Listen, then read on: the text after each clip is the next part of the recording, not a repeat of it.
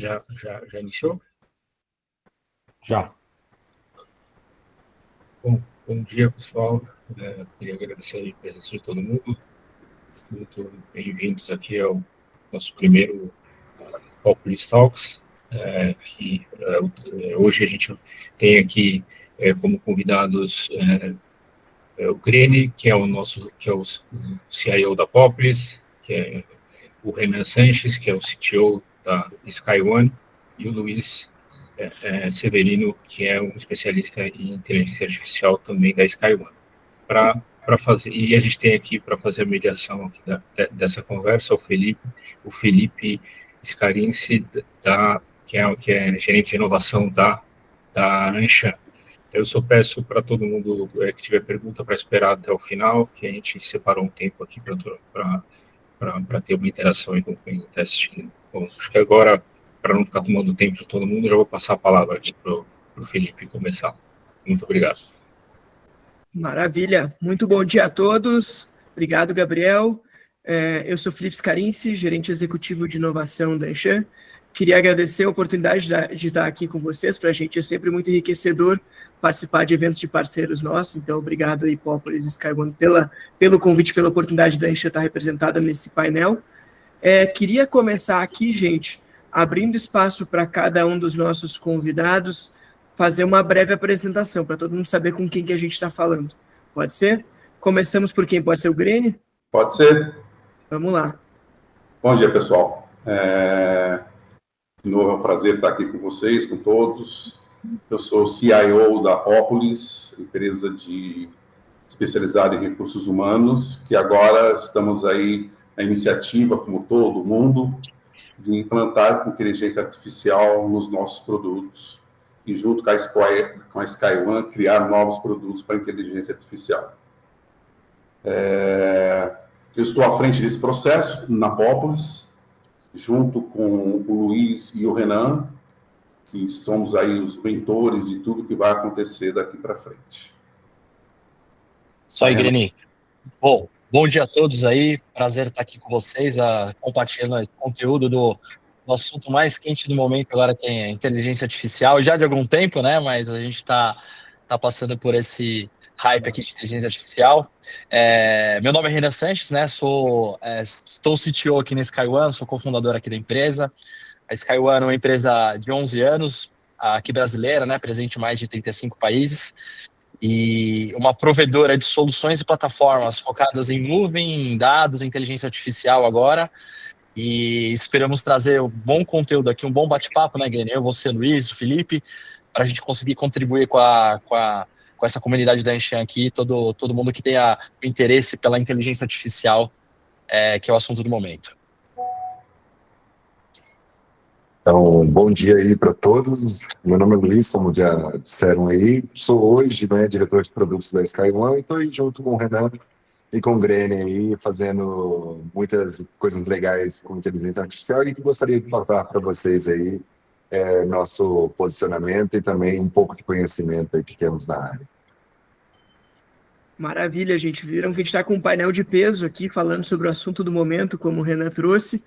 E vamos começar aproveitando que o Luiz, além de entender muito de produto, ele também é especialista, também é um estudioso, é um cara que entende muito da história e do funcionamento de inteligência artificial. Então, Luiz, vou te pedir para talvez trazer um contexto para a gente, contar um pouquinho sobre a evolução, principalmente esses últimos passos que a gente teve aí nessa cadeia de valor da inteligência artificial, que não é um assunto novo, né? A inteligência artificial é algo que data lá de trás, de décadas atrás, mas mais recentemente a gente teve alguns avanços bem importantes que estão transformando a nossa vida. Conta um pouco, por favor, Luiz, o que está acontecendo aí? Não, legal, Felipe. Remete desde a década de 50, tá? Em questão da inteligência artificial, não é uma coisa nova, mas está chegando ao grande massa agora, né? Mas acho um pouco para nivelar o assunto, né? Acho que tudo que tem a ver com inteligência artificial tem a ver com estatística, né? A estatística nos ajuda a pegar os dados que temos e fazer previsões ou tirar conclusões sobre aquilo que não sabemos, né? Como é que eu posso dizer para você? Como usar o que conhecemos do mundo agora, conhecido nosso, para entender melhor o mundo desconhecido. Parece uma coisa muito, assim, místico, mas eu vou te explicar mais ou menos, né? O que quer dizer hoje a IA generativa, né? Que ela evoluiu de abordagens simples, baseadas em lógicas e estatísticas de modelos de aprendizado profundo, altamente sofisticado, né? Nos anos 2010, avançando como o Word2Vec, que trouxeram melhorias no entendimento semântico, mas foi em 2017, com um modelo Transformer, né, que trouxe contextos de forma complexa e de maneira eficiente. Desde então, modelos como o GPT e o DALL-E, demonstraram que a capacidade impressionante de criar textos, imagens, vídeos, alcançando aplicações práticas em atendimentos, desde diagnóstico médico, chatbots mais inteligentes e até mesmo criação de designs e tudo mais. Mas, em resumo, é isso, né, para a gente não se estender aqui. Ô, Luiz, poderia te perguntar, assim, então é uma tecnologia, acho que, vamos dizer assim, antiga, você falou aí que da década de 50, 60 isso começou, mas acho que ela chegou numa maturidade agora em que ela tem uma aplicação mais prática no nosso dia a dia, se tornando mais popular, né? E a gente viu aí a OpenAI ajudar nessa popularização através do ChatGPT. E o grande desafio agora é como que, acho que o mercado, né, o ecossistema de empresas, né, o mundo dos negócios vai utilizar essa tecnologia para extrair isso do dia a dia.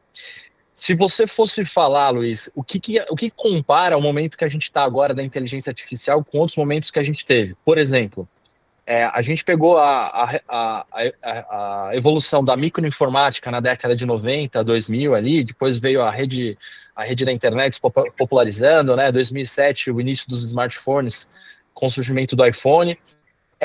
A gente pode falar que o momento da inteligência artificial tá virando também um novo ciclo agora, dessa mesma magnitude dos microcomputadores, dos smartphones, ou algo que revolucionou a indústria nesses últimos tempos?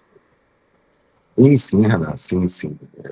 Por mais que a gente já tenha a tecnologia há muito tempo disponível, que ela é baseada basicamente em matemática, mas somente hoje, né, nos últimos 10 anos, que nós tivemos capacidade computacional para possibilitar tudo que nós estamos vendo aí das maravilhas que temos de criação de imagens, criação de texto, melhorias, né, na velocidade de entrega, nas automações necessárias. Mas sim, nós estamos vendo uma revolução acontecendo nesse momento. Esse é um ponto interessante.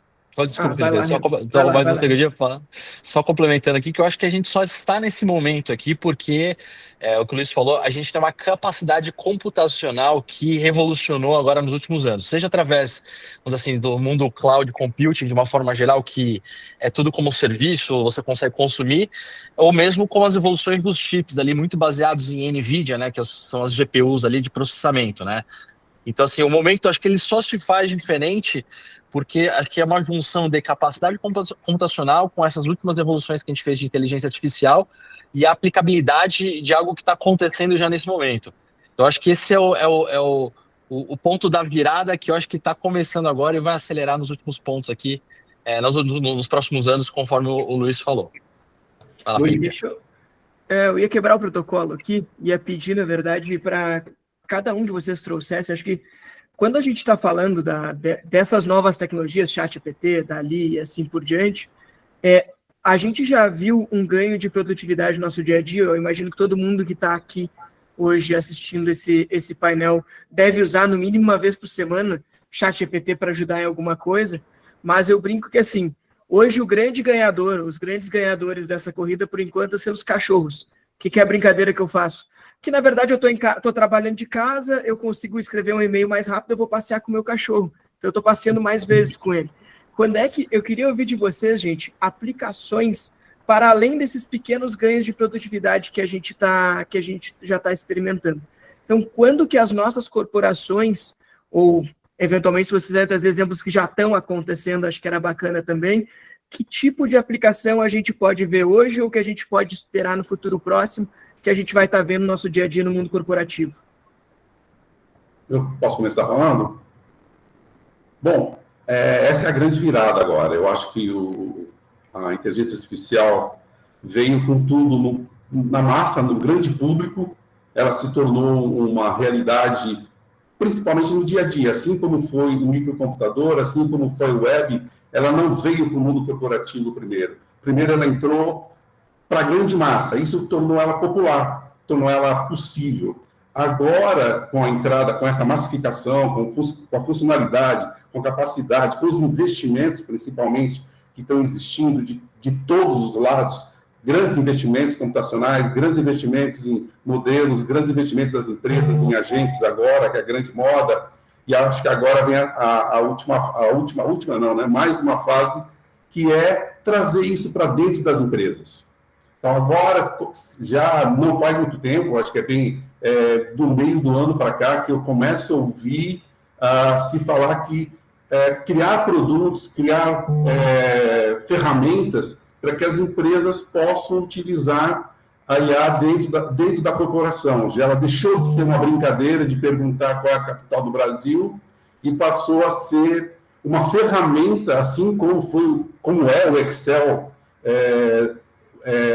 para as empresas. Hoje é difícil você contratar alguém para qualquer área que não saiba fazer um gráfico no Excel, etc. Daqui para frente, a IA vai se tornar básica, ela vai ser uma ferramenta de utilização do dia a dia, não só da grande massa, de brincar de fazer figurinha, de música e vídeo, etc., mas também para melhorar a performance e a qualidade do dia a dia das corporações, dos indivíduos e das entregas.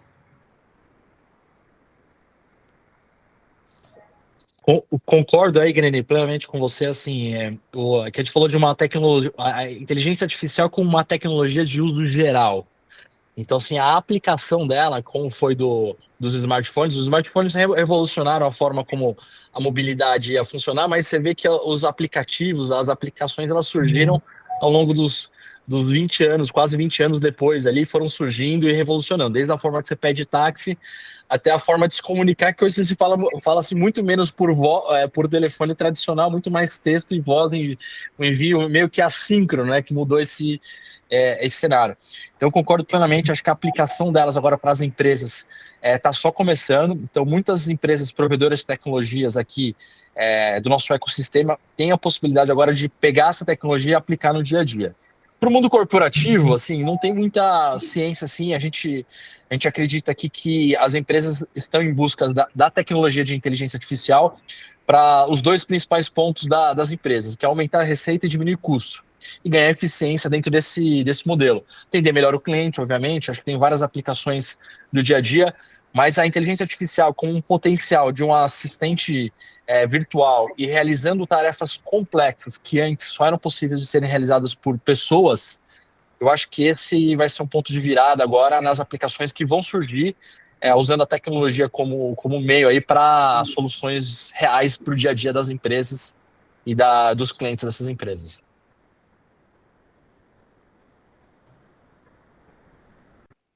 Eu só complementaria aqui, Renan, que assim, é a personalização em massa, né?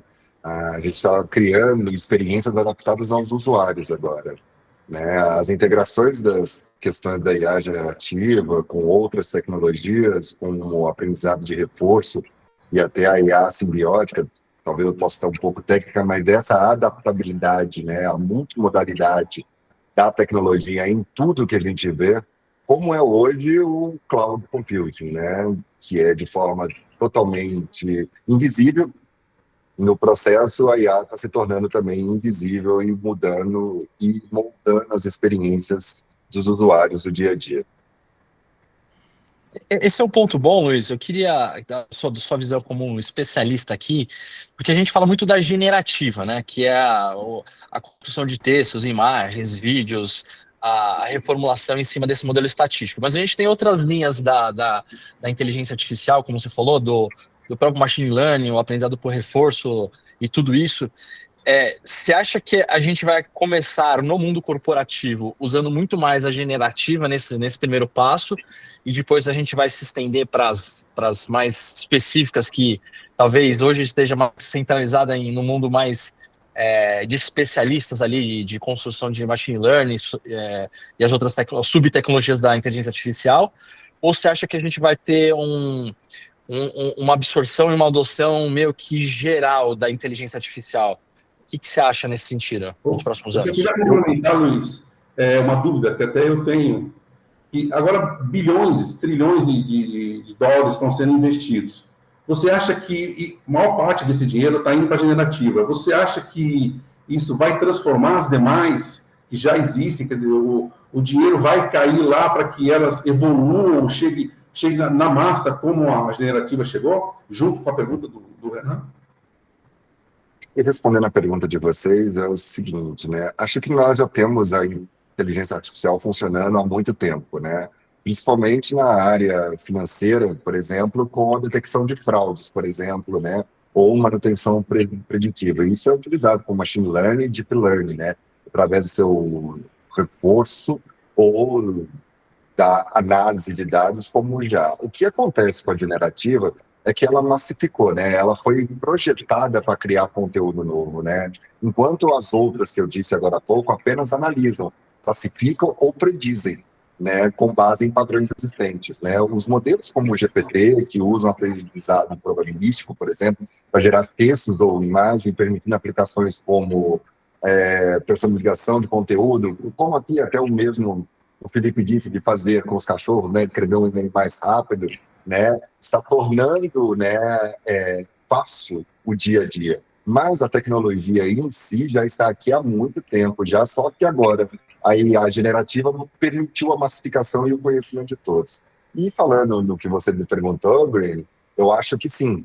Acho que sim. Todo o grande investimento agora está sendo para tornar os modelos, né, estatísticos, né, que são esses que criam conteúdos novos, que geram conteúdos novos, para se tornarem eles cada vez mais eficientes, né? Eu acho que desde do modelo Transformer, né, em 2017, que criou, né, essa melhoria no modelo de linguagem natural, permitiu isso. Então, eu acredito que nos próximos 5 anos ainda, esse investimento ainda vai ser muito forte, até a gente ter os modelos, né, vamos dizer assim, aptos para cada uma das personalizações do usuário, né? Nós estamos vendo o botão de IA para tudo quanto é lado aí, e aí ele vai acabar sendo invisível daqui a algum tempo. Eu queria levar nossa conversa aqui para um lado de... Vamos lá, a gente está falando de pessoas que trabalham no mercado corporativo. E a gente sabe que tem essas oportunidades, seja oportunidade de redução de custos, seja de criação de novos negócios, de novas fontes de receita, a partir dessas tecnologias que estão surgindo. Toda vez que eu entro em algum painel, alguma palestra sobre inteligência artificial e a gente vai falar sobre como estar preparado, a gente fala muito sobre os riscos. A gente fala sobre, não, cuidado, existe um dilema ético, cuidado com vazamento de dados, que são coisas importantes. Mas, assim, como é que eu faço para estar preparado?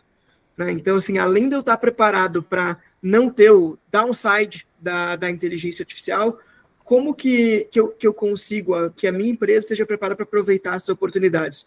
O Luiz falou que inteligência artificial é basicamente estatística. Então, se eu tenho um modelo estatístico, eu imagino que assim, o que eu coloco de input, ou seja, os dados que eu tenho lá, os dados que eu coloco ali, eles fazem muita diferença para o que vai sair do outro lado. Eu até esses dias ouvi um termo que o pessoal falou, era em inglês, chamava GIGO, que é Garbage In, Garbage Out. Ou seja, se eu colocar lixo, vai sair lixo. E a gente tem um especialista aqui em dados, que é o Renan. Renan, como é que eu faço para ter dados estruturados, bem organizados, para que eu consiga aproveitar essas oportunidades? Não, legal, Felipe. Acho que você deu o ponto de partida aqui, que eu acho que é como que a gente constrói um caminho que seja um caminho viável para a gente explorar a inteligência artificial de uma forma geral. Esse é um dos principais pontos, porque quando a gente fala de inteligência artificial, fica muito abstrato no mundo corporativo, né? Então, assim, cara, como é que eu vou resolver um problema aqui que eu tenho no meu dia a dia com inteligência artificial?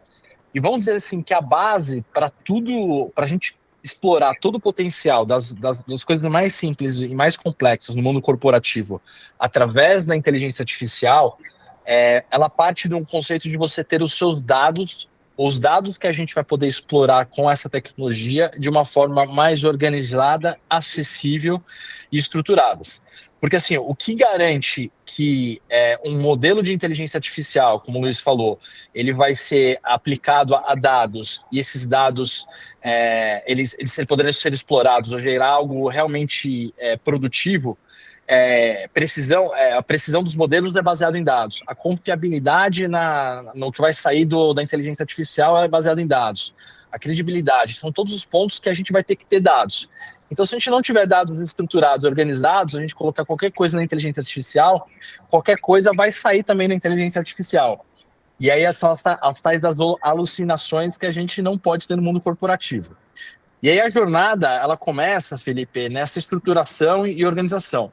As empresas, atualmente, elas partem de diversos sistemas distribuídos. Então, muitas empresas ainda têm aquele ERP tradicional, que ele faz grande parte das atividades, mas isso mudou um pouco nos últimos 10, 15 anos, em que as empresas adotaram também outros sistemas com maior especialidade. Daqui a Populis, aí, há mais de 30 anos, sendo um dos sistemas mais especialistas hoje na gestão de folha de pagamento, pessoas, RH de uma forma geral. Então você vê que, atendendo grandes empresas, né, Guilherme, que vocês atendem hoje, e você vai ver que é mais uma fonte de dado que a empresa tem. Ela tem o RP dela, tem a cadeia produtiva dela, tem o CRM dela, que às vezes não é o mesmo CRM que está dentro do RP. Então hoje você tem um cenário onde os dados dentro da empresa estão totalmente distribuídos. E o grande desafio e o caminho para a gente explorar a inteligência artificial é, sim, organizar esses dados, gerenciá-los e centralizá-los para que eles possam ser explorados de uma forma mais efetiva.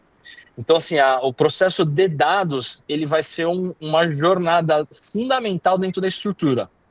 E aí é um pouco do que a gente tem falado, e a SkyOne tem apoiado muito nessa estruturação através de nossas ferramentas, de um modelo de dados contínuo, que a gente consiga montar um fluxo de organização desses dados, higienização, centralização, e que isso seja de forma contínua, porque o dado está vivo, né? Nesse exato momento, diversas transações estão acontecendo nos sistemas ou na empresa ou de uma forma geral, e essas informações precisam ser organizadas para que a gente possa explorar com a inteligência artificial. Então, não existe inteligência artificial na empresa, na minha concepção, se a gente não tiver dados estruturados, Felipe. Fala um pouco mais sobre essa jornada, como é que é, porque eu vejo, assim, a gente lida na Enche com empresas de todos os portes, todos os tamanhos, todos os segmentos. E daí, claro, quando eu estou falando de uma empresa enorme, multinacional, ela já tem uma estrutura bem definida e ela está super preocupada com, está num outro nível. Quando eu vou conversar com uma empresa, de nível regional, familiar, e até aconteceu esses dias eu estava conversando com um gerente de tecnologia de uma empresa dessa, e estava super preocupado com vazamento de dados. Eu disse, mas o que tu tem de dado? E daí, no final, ele se enrolou para responder, e no fim não tinha quase nada. Eu disse, cara, tu tem uma bicicleta e tá querendo fazer um seguro para Ferrari. Vamos pensar como é que essa bicicleta vira uma Ferrari? Então, eu queria saber, assim, como é que é essa jornada de... Poxa, eu não tenho nada estruturado, não existe não ter dado, né? Mas eu não capto eles e ele não está exatamente organizado. Como é que é essa jornada de eu sair da bicicleta para a Ferrari? Então, esse é o principal ponto, gente. Ó. Vamos pegar aquela analogia que a gente falou Vamos pegar do microcomputador, né? As empresas antes da década de 90 ali, cara, eles faziam contabilidade na mão, faziam processos, emitiam nota fiscal naqueles talõezinhos e etc, né? E, assim, a adoção de sistemas de gestão, ou o próprio computador que viabilizou tudo isso, ele se deu de uma forma gradativa, ou seja, foi uma jornada. Ela não rasgou tudo que ela fazia antes e falou, agora tem um sistema RP aqui que faz tudo para mim de A a Z dentro da minha empresa. Então, as adoções foram sendo feitas de uma forma mais evolutiva. Com a inteligência artificial, na minha concepção, Felipe, é exatamente igual. Ela é uma jornada de adoção de inteligência artificial. Não quer dizer que as empresas vão sair do dia para a noite de 0 a 100, com tudo automatizado, com inteligência artificial da empresa inteira. Então, a jornada ela começa, primeiro, acho que do ponto de vista de pegar problemas em que a empresa tem desafios hoje que ela não consegue alcançar de uma forma tão rápida ou de uma forma não tão custosa. Então, esse é o primeiro ponto de partida. E aí a gente vai olhar quais são os dados ou qual a maturidade de dados que a empresa tem para que ela possa começar a trilhar essa jornada. Então, esse é o primeiro ponto. Aí tem empresas, logicamente, em diversos níveis de maturidade de dados. Tem umas que já tem lá o Power BI dela, o DataVis dela, ela fala assim, cara, meus dados estão organizados ali, estruturados. Mas às vezes ela tem dados centralizados de um dashboard. Ou provavelmente aquele Power BI pode estar conectado eventualmente numa planilha Excel, ou dentro do RP dele. Então, assim, tem várias abordagens de dados que são utilizadas hoje, que eventualmente as empresas achem que tem uma grande estrutura de dados, mas que elas vão precisar ser principalmente adaptadas ou construídas para que os modelos de inteligência artificial consigam compreender esses dados de uma forma melhor. Então, o Luiz comentou lá muito no começo em que por detrás da inteligência artificial tem muita matemática e estatística. Então, assim, a gente vai ter que organizar os dados de forma que a inteligência artificial, né, Luiz? Você pode complementar em cima disso, que ela consiga compreender e ler esses dados na mesma linguagem dela, para ela conseguir ter entendimentos corretos da coisa, né?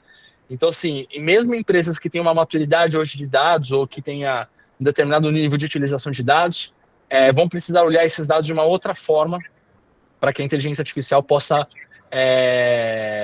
usar desses dados ali dentro da estrutura. Faz sentido isso, Luiz, né, nesse ponto de vista da ótica da inteligência artificial? Claro, Renan, faz totalmente correta a sua visão, e apenas para complementar, né, assim, a pergunta do Felipe, né, eu acho, não, eu tenho certeza, tá, Felipe, que é uma colaboração, né, entre os especialistas hoje em IA, dados e processos corporativos que acelera a inovação dessas pequenas empresas ou médias empresas, ou até mesmo as grandes, né? Unir essa análise técnica com dados de qualidade e conhecimento operacional que torna a IA algo único, né, ao processo, né, como o Renan colocou muito bem, né? Ô Luiz, vou apertar para o Grêmio, desculpa, quer lá? Renan, acho que talvez o Felipe vai fazer a pergunta, mas acho que uma grande dúvida de todos, das empresas principalmente, é expor esse dado, expor o dado, tirar o dado de dentro de casa. Você que é um especialista em dados, você que trabalha com cloud, fala um pouquinho sobre esse dado já está na nuvem, esse dado já está exposto, esse dado já é controlado, esse dado já existem ferramentas para que esse dado não vaze, fique somente na corporação, somente as pessoas autenticadas terem acesso a ele. Desculpa, o Felipe até comentou, eu não respondi uma coisa, eu não complementei com o que ele tinha perguntado central. Bom, os dados, hoje eles estão mais distribuídos, então assim, você tem um software SaaS, por exemplo, você tem o dado lá dentro da infraestrutura de SaaS. Você tem um RP, se ele estiver na nuvem, por exemplo, com a SkyOne, ele está dentro de uma estrutura protegida, organizada, com segurança, ou ele pode estar dentro de casa no modelo mais on-premise. Então, os dados hoje, na grande maioria, eles estão descentralizados com as suas determinadas proteções dentro de cada nichozinho que ele está. Quando a gente fala de centralizar esses dados, de organizá-los para os modelos trabalharem, tem alguns desafios aqui importantes, que é a preocupação que acho que grande parte do mundo corporativo deve ter e já está tendo, que é quais são os riscos de eu jogar isso para uma OpenAI e ela vai poder usar meu dado para qualquer coisa. Essas perguntas vêm surgindo aqui no dia a dia.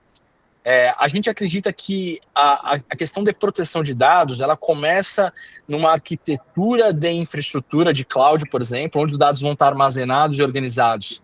Eles têm que estar numa boa arquitetura, segregados, estruturados e protegidos. Esse é o alicerce inicial para isso. Depois, existe uma camada muito importante, que é a segregação dos dados, né? Porque imagina dentro de uma empresa, você tem diversos departamentos ali dentro, você organizou os dados, você tem dados de folha de pagamento que são sensíveis, você tem dados de vendas que é sensível para a empresa, você tem vários, vamos dizer assim, entre aspas, segredos empresariais do dia a dia que estão dentro daqueles dados. Então, a forma como você vai organizá-los, segregá-los e governá-los dentro de uma estrutura de governança de dados é fundamental, porque assim, você não pode dar, por exemplo, para um analista financeiro dados da folha de pagamento que ele consiga enxergar o salário do CEO da empresa até o estagiário. Então, esse é um tipo de governança e proteção dos dados que não está muito linkado com a questão cibernética ali de risco, mas é como que a gente vai expor esses dados. E aí, ferramentais que tenham bom compartilhamento, boa governança, um bom monitoramento e visualização desses dados, do que está sendo que está sendo assistido, o que está sendo trabalhado, é fundamental nessa estrutura. Então, eu particularmente acredito que para o mundo corporativo, ambientes mais protegidos, mais privados de dados para exploração de inteligência artificial vai ser o caminho. Mas eu posso, por exemplo, pegar meu dado... Hoje já está acontecendo isso, né? Você pega Você pega o uso desenfreado do chat GPT aí por pessoas às vezes dentro das empresas, elas pegam planilhas com dados sensíveis, sobem para o chat GPT e pede para fazer um resumo, algum trabalho desse tipo. Isso não deixa de ser um vazamento de dado hoje, né? Mas, assim, hoje isso é pouco percebido nesses pequenos vazamentos, Grene. Mas é algo que as empresas vão ter que tomar atenção em cima disso para que isso não se torne algo de larga escala, vamos dizer assim, né? Luiz, sobre isso eu tenho uma questão que seria interessante esclarecer. Uma vez que a empresa tem lá a sua conversa com a inteligência artificial, ela vai estar num único lugar. Não é hoje como a contabilidade só enxerga as telas de contabilidade, a RH só enxerga as telas contábeis. Não. É uma única interface e ele está lá conversando.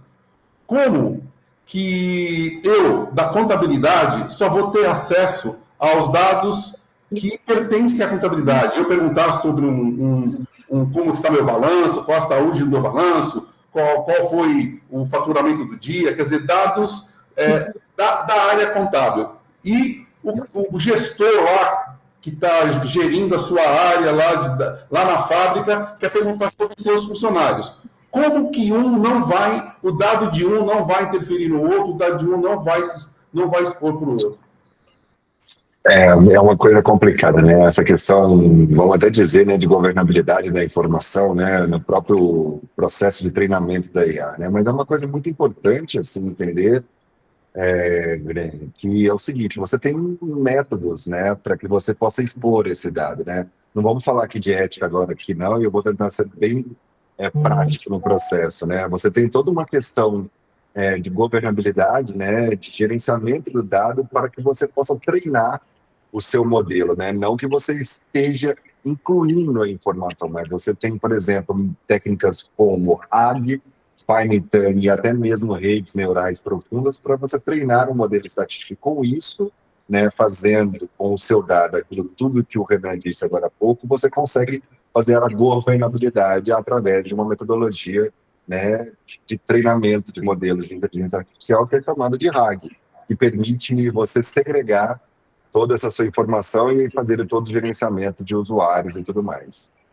Quer dizer que no momento que o usuário entra para conversar, para pedir dados, conversar com a inteligência artificial, os dados que vão estar disponíveis serão só aqueles que eu terei acesso, é isso? E aqueles que você permitir também, né? Não só aqueles, mas aqueles que você permitir também. Interessante. Bom, mas, Luiz, isso não é trivial, né? Isso não é trivial. Existe um trabalho ali por detrás para você conseguir organizar isso, né? Porque a inteligência não sabe se o Felipe, se o Renan, se o Grene, o Luiz pode acessar o quê, né? Eu ia pedir, gente, duas coisas aqui. Acho que primeiro, talvez um passinho atrás, que a gente trouxe vários termos, talvez um pouco mais técnicos aqui. A gente está falando mais de RAG. Se algum dos três aqui pode tomar a frente e explicar exatamente o que é RAG, e depois a gente entrar nessa discussão de, beleza, a gente está falando de governança aqui, né? A gente está falando de governança, de processos. Como é que a gente consegue organizar isso de uma forma que esteja levando a organização para frente, né? Levando em conta todos os riscos, mas levando a organização para frente, e não simplesmente a gente virar o chefe do não, né? Tudo é não pode fazer isso, não pode fazer aquilo, a gente ficar colocando mais barreira do que alguma coisa que vá, né, impulsionar a nossa organização, que no final das contas essa que é o grande objetivo aqui, né? A gente está colocando aqui para ou reduzir custo ou criar novas oportunidades e novos modelos de negócio para a nossa organização. Luiz, pode falar um pouco mais sobre isso.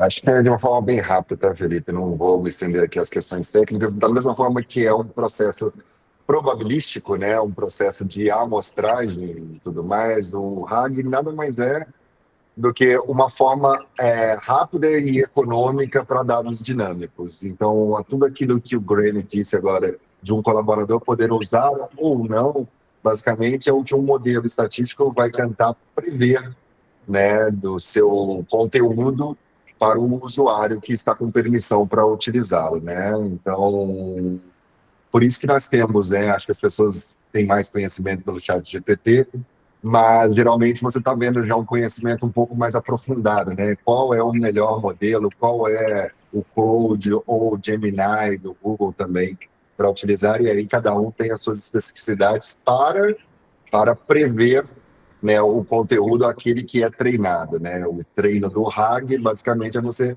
colocar esse conteúdo dinâmico para ele. Mas, em forma rápida, é isso.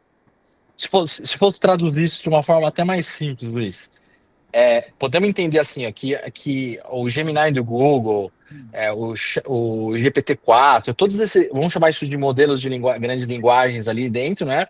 Eles são uma caixinha, que eles foram na internet, vamos dizer assim, encapsularam dentro de uma caixinha ali, e a hora que você faz aquela pergunta, normalmente ele responde baseado nesses dados que ele pré-organizou, treinou e etc. Então ele é o modelo ali.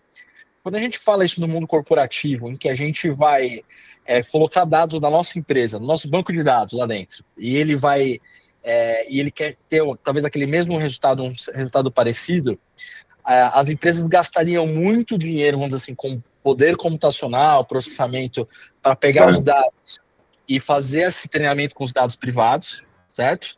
E o RAG, aí, essa abordagem que você comentou, é uma modalidade que você poderia combinar o que tem lá nesses modelos já prontos com os seus dados privados, vamos dizer assim, sem você precisar gastar muito dinheiro retreinando todo esse negócio e você conseguir juntar, vamos dizer assim, o modelo generativo com os dados privados de alta atualização, vamos dizer assim, que está atualizando o tempo todo, ou que tem muita modificação, com um preço mais baixo, seria isso? Isso, de uma forma bem simples, assim, até complementando a sua resposta, né? Assim, é um mecanismo de recuperação de informações, né? Como é que eu posso explicar para você como funciona para todos aí, Felipe? É assim, o que acontece? O usuário faz uma pergunta, o mecanismo de recuperação vai a uma base externa e o modelo de IA vai montar as informações baseadas nisso e dando uma resposta final, ou compondo uma resposta final. Em resumo, é isso.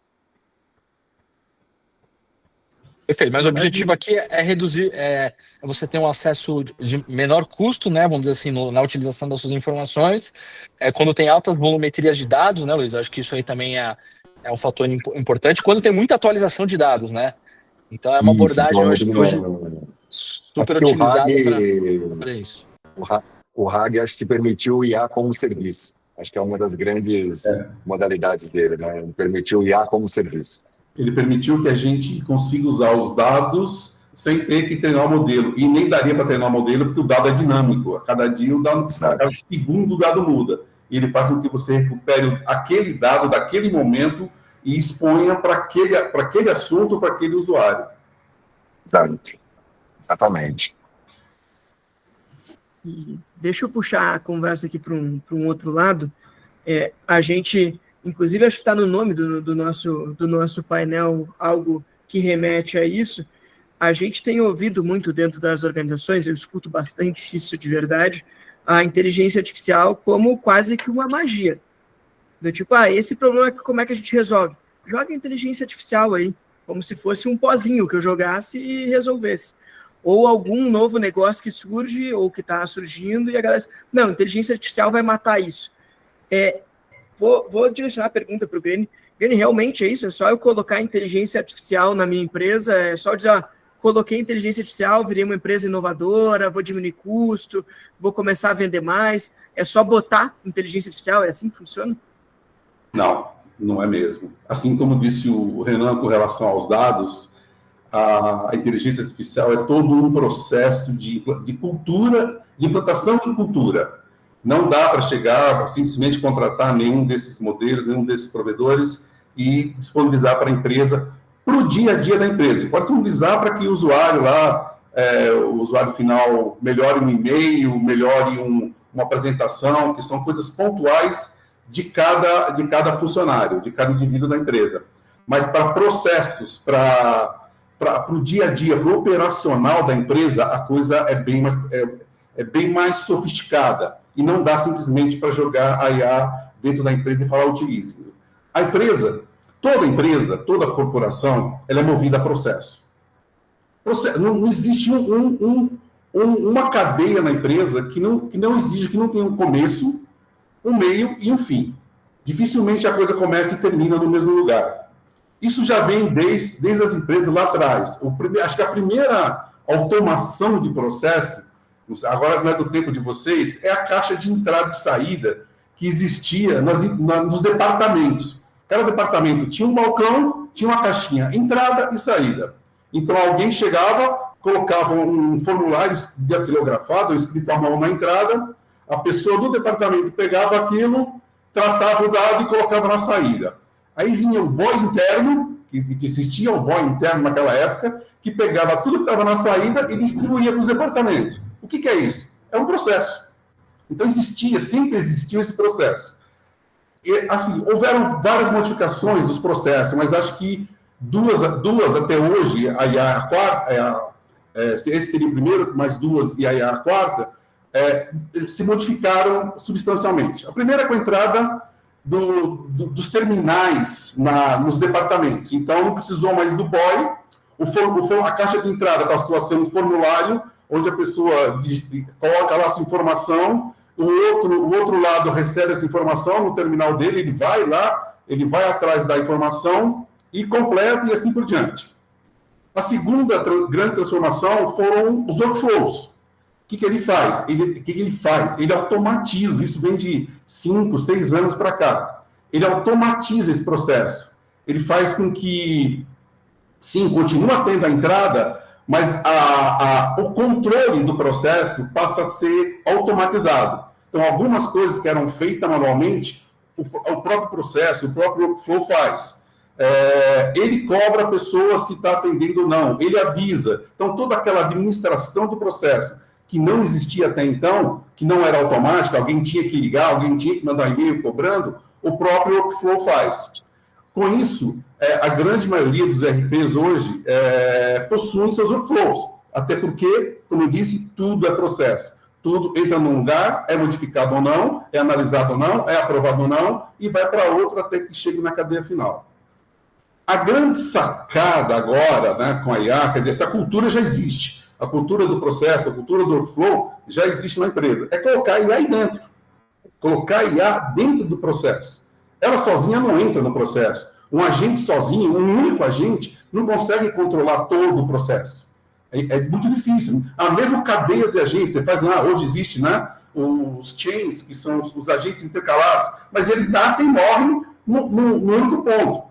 E o processo numa empresa não, ele migra, ele sai de uma pessoa para outra, de um departamento para outra, tem atividades diferentes. Onde a IA entra nisso tudo? De novo, como uma ferramenta para ajudar. Ela vai fazer com que os processos automáticos sejam analisados. Por exemplo, analisar uma informação que nasceu do gestor. Ele mandou informação, que a coisa passa a ser mais textual, não formulário. Ele manda informação, ela analisa essa informação e passa para o próximo passo com aquilo já resumido, com uma opinião dada, com mais qualidade, com menos informação, com mais qualidade, uma forma mais rápida de ser compreensível. Aí você ganha qualidade e performance, mas continua havendo o processo de andamento, e em cada ponto desse andamento dá para colocar IA. Dá para colocar IA tanto na análise quanto na ajuda. Por exemplo, uma avaliação de desempenho. O gestor por exemplo, ao dar para o funcionário faça a avaliação, não são questões prontas. A própria IA vai pegar a atuação do funcionário, a análise dele, o cargo dele, o que ele deveria fazer, uma série de informações que vão estar lá no RAG, e vai sugerir perguntas. Então, a avaliação deixa de ser 5 ou 6 ou 7 ou 8 perguntas definitiva para toda a empresa. Ela passa a ser particularizada, coisa que normalmente seria impossível, mesmo com o workflow. O workflow consegue levar as perguntas, mas quais perguntas? As mesmas. Com a IA, quais perguntas dirigidas? Aquelas específicas para aquele funcionário, para aquele cargo, para aquele dia, para aquela avaliação que ele teve, para a última avaliação. Quer dizer, a IA passa a colocar inteligência nos processos. Em vários processos dá para fazer isso. Até na entrada de dado. Hoje a entrada de dado ela é consistida lá dentro do RP. Essa data tem que ser maior, tem que ser o quê? Tem que ter várias possibilidades lá, mas são fixas. Você pode colocar uma contextualização naquele dado com a IA. Então, ela faz uma análise mais abrangente do que simplesmente uma pergunta. Essa data é maior que o dia de hoje, essa data, sei lá, uma série de perguntas que possam ser feitas. Você coloca um contexto, baseado no contexto, você cria um saneamento dessa informação para saber se ela é correta ou não, para dar andamento nisso. Então, onde a IA entra na empresa, na corporação, nos processos. Além de entrar no dia a dia, na confecção de e-mail, etc. São coisas pontuais. Mas forte, ela vai entrar forte, firme, para valer na empresa, quando ela começar a atuar nos processos, melhorar os processos, tornar mais rápido os processos. Aí sim a IA, e para colocá-la dessa maneira, o que a gente tem que fazer? Levantar tudo de novo. Porque aquela análise que foi feita para aquela maneira de controlar o processo já não vale mais. A coisa agora tem que ser pensada de maneira diferente, mais abrangente. Como se um ser humano, naquele momento, estivesse fazendo uma avaliação, dando uma nota, criando um texto, criando um resumo naquele processo, naquele ponto do processo. Que, como eu disse, podem ser vários pontos. Olhando para esse lado, a gente vê que na empresa existem vários. Eu acho que toda área tem processo que começa em algum lugar. E, com certeza, em algum momento, em algum ponto desse processo, dá para colocar a inteligência artificial. Aquele ponto onde existia uma análise, uma visualização, um resumo, alguma orientação ser dada pelo ser humano. Nesse momento, entra a IA para quê? Para tomar lugar? Não. Para ajudar. Para ajudar com que aquilo, se tiver que passar pelo ser humano, chegue de maneira mais fácil para ele interpretar. Mas existe uma cultura a ser implementada assim como no dado. Não dá simplesmente você pegar o dado e usá-lo do jeito que está. Não, tem que haver todo um saneamento, toda uma estruturação. Na IA, não. A gente tem que rever os processos, tem que reanalisar todos os processos para que ver em que ponto ela entra e como ela entra naquele processo. Então, mais do que nunca, a gente vai precisar que dentro das nossas empresas a gente consiga, a gente chama de cultura de processos, mas tentando trazer isso para a prática eu conhecer os meus processos, eu mapear, eu conseguir formalizar eles, porque hoje a gente ainda tem muita empresa que funciona assim, né? Não é que não tenha processos, não tem muito como acontecer, mas assim, ninguém entende muito bem como as coisas funcionam, vão acontecendo. A hora que chegar a inteligência artificial, ela vai chegar para todo mundo, não é exatamente uma escolha, né? Vou ter que ter isso integrado dentro do meu negócio para que eu me mantenha competitivo. Se eu não tiver os meus processos bem mapeados, bem organizados, eficientes, eu vou ficar para trás, é isso? Sim, até porque você não vai saber se realmente dá ou não para colocar IA. Se você não sabe o que você tem, é impossível. Primeiro, já é impossível automatizar com os ERPs. Para a própria implementação de um ERP, é necessário que você faça todo o levantamento de processo. Se você não faz corretamente, como diz você, entra ruim, sai ruim. Então, você pega uma informação, automatiza ou coloca dentro do ERP, mas o que vai sair no final? Processos errados. Por quê? Porque foi mapeado errado. Dessa mesma maneira que vem se fazendo desde a década de 80 nas implantações dos ERPs, que são sistemas abrangentes, né? Com a IA, isso vai ter que ser revisto. Aquela empresa que implantou, que não tem isso documentado, que não tem, vai ter sim. E eu não vejo outro jeito, o Renan e o Luiz podem dizer de maneira diferente, eu não vejo outro jeito de você colocar a IA na empresa se você não conhece a própria empresa. Não, 200% de acordo, Grêmio. Eu acho que essa parte dos processos aí, concordo plenamente. Eu tô gostando desse papo aqui, porque eu acho que a gente vamos tentar trazer aqui para a realidade, porque assim, você pega o mercado aí, o mercado acho que do ano passado que eu tive até num evento lá fora, você via as grandes empresas dos Estados Unidos, acho que mais de 90% falavam que estavam utilizando inteligência artificial, mas a menos de 1% de algo produtivo. Então, o mercado, às vezes, ele faz o hype da história de inteligência artificial como se fosse algo que você vai na prateleira, você pega e você está utilizando. E é uma jornada em cima disso, desde a passagem pelos processos que vão ser revistos, eles vão ser melhores estruturados, as coisas agora têm potencial de serem feitas de uma forma diferente. Então, assim, cara, isso aqui tem uma o mundo novo a ser explorado como a tecnologia de AI sendo o meio, né, e não o fim dentro da estrutura. Na década de 90, você não ia lá, comprava um computador, colocava dentro da empresa e falava, agora está tudo resolvido. Não, você precisa aprender a utilizar, melhorar o processo. Antes de uma forma, algo que era feito de uma forma, agora precisa ser feito de outra forma, porque já tem tecnologia para isso.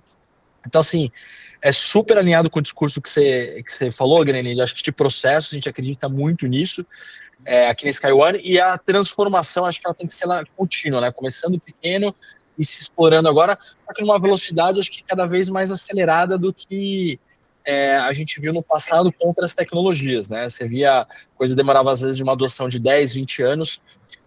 Eu acredito que nos próximos 5 anos muita coisa vai mudar já com a inteligência artificial, e trazer isso para a realidade, né? Esse é o principal ponto que a gente vai tentar traduzir aqui, porque assim, fala assim, por onde eu começo, né? Esse é o principal ponto. A gente tem as questões dos agentes de inteligência artificial, acho que o Luiz pode até complementar melhor sobre eles. Eu acho que aquilo ali é algo que materializa bem esse ponto, e até assim, como que a gente vai interagir com a inteligência artificial, porque hoje você tem voz, você tem um chat, vamos dizer assim, aberto, né, que numa linguagem livre você pode pedir para fazer coisas, colocar input de dados ali de uma forma desestruturada, ou não tão estruturada que nem era antes dentro de um sistema RP, mas a forma que a gente vai interagir com a inteligência artificial eu acho que vai mudar.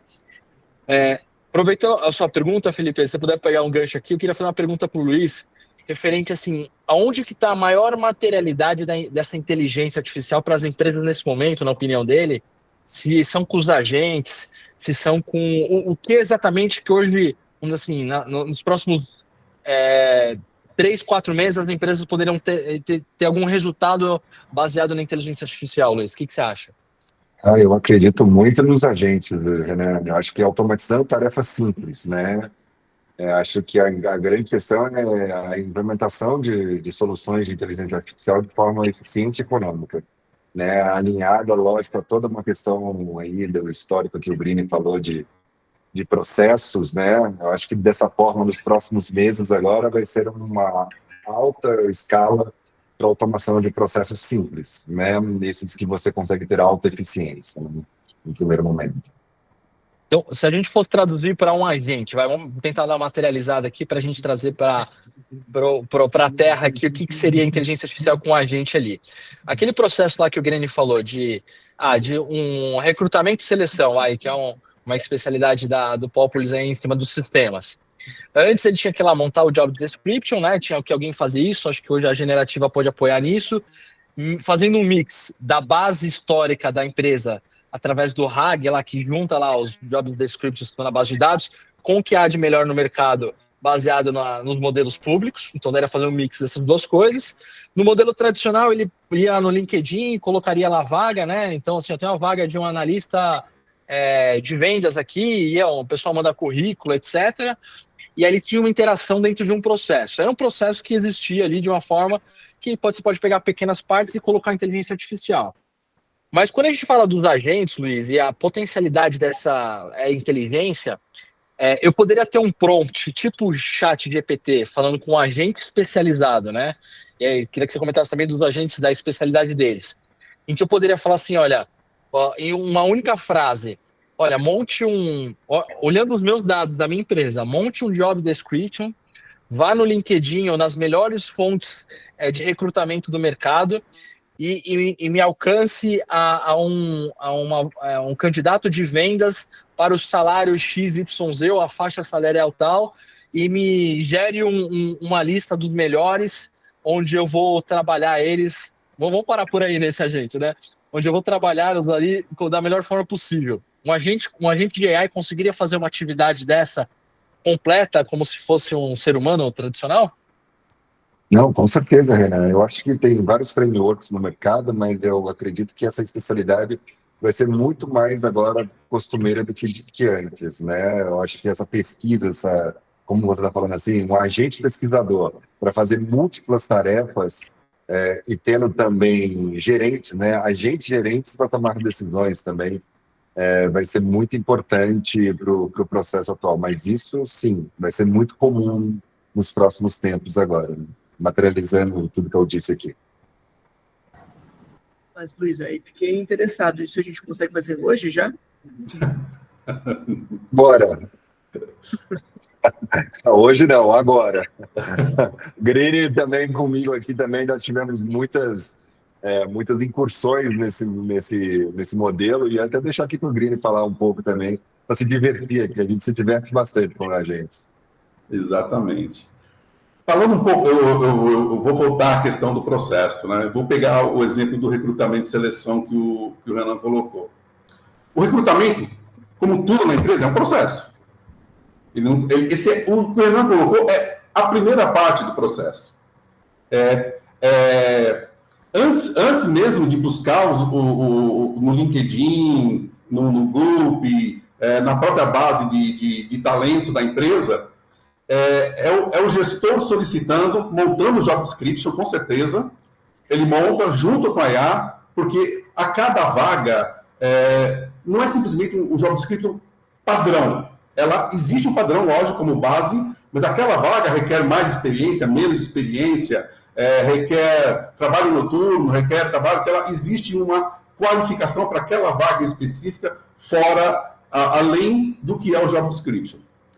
Depois disso, Renan, vem as aprovações. Ele já não sai buscando na internet. Alguém fala, ok, pode tocar isso em frente. Aí já entra um processo, que é a mistura da IA, criando um processo que vai para os setores de aprovação e, por último, recrutamento e seleção, que ele vai dar o disparo. Ok, procure nas mídias, no banco de talentos, me traga candidatos ranqueados.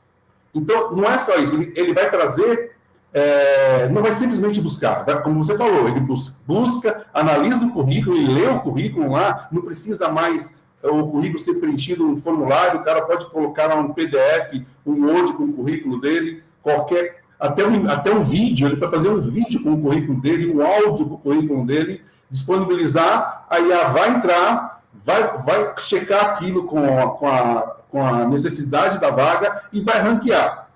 Uma vez ranqueado, vai para quem? Para o recrutamento e seleção, que fala, olha, ok, me pega os 10 primeiros. O que a IA vai fazer? Ela vai interagir com esses 10. Ela vai fazer entrevistas, ela vai fazer complementação de dados, ela vai fazer testes. Toda essa fase que o recrutamento e seleção fazia, a própria IA vai fazer. Consegue fazer. Então, veja que existiu aí pontos que a IA entra, pontos que os humanos entram. E esse ponto, que era um ponto trabalhoso, já vai trazer de volta para o recrutamento e seleção as notas e mais um ranqueamento já com a qualificação da pessoa, não das informações dela, mas dela, diretamente com ela.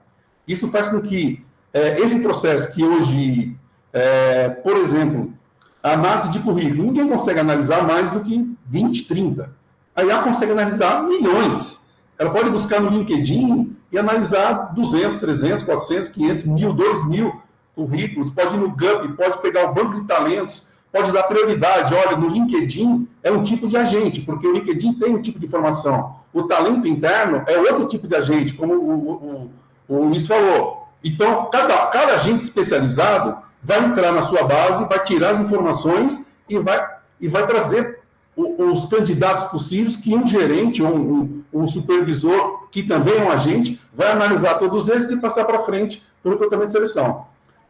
Nessa ponta, você vê que a IA entrou em vários processos. O workflow entrou em vários processos, dando encaminhamento a ele, e o humano entrou em vários processos. É isso que vai ter que ser feito, não só para isso, mas para tudo na empresa. Buscar onde a IA entra, onde o humano entra e onde o workflow entra. Essa tríade é que vai fazer com que nós consigamos implantar a IA em todos os processos possíveis da empresa. Nem todos serão possíveis. Ainda não dá para emitir uma nota fiscal, por enquanto. Mas talvez um dia a gente chegue lá e calcule uma folha de pagamento com a IA. O que eu até tentei fazer, um agente que fazia isso, mas um pouquinho mais complicado. Mas eu acredito que um dia talvez isso possa acontecer também. Então, eu acho que ela vai entrar hoje nos pontos em que elas são possíveis, os pontos possíveis para ela, e ao longo do tempo, ela vai começar a interagir em outros pontos também, conforme a evolução de capacidade computacional, evolução de inteligência que a IA vai adquirindo ao longo do tempo. Ô, Grêmio, eu passei aqui do interessado para o preocupado. Me conta o que vai ser o papel dos humanos nessa história toda aí. O humano vai continuar existindo, como ele continuou existindo tratando o Excel, como ele continuou existindo tratando o torno. Esse paradigma sempre existiu em qualquer evolução da humanidade. Existiu lá na Revolução Industrial, onde as máquinas tomaram conta, ele existiu na agricultura, onde as máquinas tomaram conta, existiu com o computador, onde as máquinas tomaram conta, é só mais uma ferramenta. Quer dizer, estão trocando uma ferramenta por outra. Em nenhum momento, é natural que algumas profissões sejam realmente extintas, como foram extintas no passado. Eu não tenho mais o datilógrafo, eu não tenho mais a telefonista. São profissões que foram acabando ao longo do tempo e algumas vão acabar. Outras vão nascer. Eu acho que vão nascer mais profissões especializadas do que profissões que vão deixar de existir. Eu acho que vão existir aí engenheiro de prompt, já existe, né? Engenheiro de prompt, sei lá, um monte de profissões que estão surgindo justamente por conta da existência da IA. Então, o que a gente está fazendo com o ser humano? A gente está valorizando ele, está tirando ele de tarefas repetitivas e maçantes e tornando ele menos estresse no trabalho dele, assim como foi a criação do computador em lugar da datilografia. É mais fácil, ela corrige, quer dizer, tornou mais fácil o trabalho. A IA veio só para tornar mais fácil os mesmos trabalhos que são feitos hoje. Agora, naturalmente, as pessoas vão ter que se especializar, vão ter que ir atrás, assim como foram com relação, eu uso sempre o Excel como uma comparação, porque ele foi isso. Ele substituiu um monte de coisa que se fazia na mão. Hoje se faz no Excel. Agora é a vez da IA. A IA é o novo Excel. Legal. Deixa eu chamar o Luiz aqui para a conversa, que é quem veio trazer essa dose de história aqui para a gente. A impressão que eu tenho, em cima do que o Grêmio falou das profissões que também vão surgir. Falou do engenheiro de prompt. Eu li semana passada, um artigo, acho que foi no MIT Tech Review, algo do tipo, dizendo que acabou a engenharia de prompt. Sim, como assim? Agora eu tinha que aprender a fazer prompt, agora já não existe mais, porque surgiram novos modelos que a gente já não precisa estruturar tão bem. Então, é uma profissão que, sei lá, se esse autor está certo, durou 1 ano, 2, e já não existe mais. A impressão que eu tenho é que está muito rápido. Então, Luiz, será que é isso? Vai ser muito rápido? A gente vai ter que estar o tempo todo se atualizando? Eu acho que, assim, Felipe, vai ter um impacto muito profundo, né? Acho que em todas as áreas, como o próprio Green falou, de emprego, educação, nós vamos ter problemas relativos à desigualdade na área de trabalho, porque nós temos que formar, né, profissionais mais rápidos, assim, falando, né? Vai ter que ter um equilíbrio, né? Acho que tudo é muito novo, né? Tanto a inovação, tanto a parte da responsabilidade. Não temos, né, nenhum framework, né, nenhuma regulação para IA, né? Então, parece assim um cavalo indomável que está solto, né? Eu tenho a felicidade, junto com o Grêmio, junto com o Renan, de ter esse conhecimento, sabemos das capacidades que é possível de chegar, até mesmo esse editor aí que fez esse texto aí sobre o engenheiro de prompt, que ainda vai precisar de bastante ainda, né? Nós estamos numa época ainda que a inteligência artificial faz uma coisa muito bem feita, mas não várias coisas bem feitas, como o Green falou aí de emissão de uma nota fiscal. Mas a gente tem ali um processo, né, que a gente está ainda construindo, né? Vamos dizer assim, temos que também fazer algumas leituras específicas, né, para saber que aquelas coisas provocativas, vai acabar o engenheiro de prompt, eu acho que ele vai evoluir, né? Eu acho que vai evoluir mais rápido as profissões, devido à necessidade de que está agora da inovação da inteligência artificial, né? De melhorar e automatizar os processos. É como eu disse no final e concluo, né? A IA como serviço, né? Nós vamos ter uma nova categoria que está chegando e vai ter empresas como a SkyOne, como a Populous, que vão se beneficiar e vão prover esse tipo de tecnologia, né? E aí nós vamos ter outras pessoas e outros profissionais, porque tudo, no final das contas, Felipe, na verdade, como o Green falou, é um processo. Você tem que entender o processo e aplicar o processo dentro de uma tecnologia criada por humanos. Não tem como. e vai ser continuar assim por um bom tempo ainda. Deixa eu encaminhar uma última pergunta aqui, a gente poder abrir para a turma fazer, quem está nos assistindo poder também abrir o microfone, mandar no chat, enfim, fazer as suas perguntas.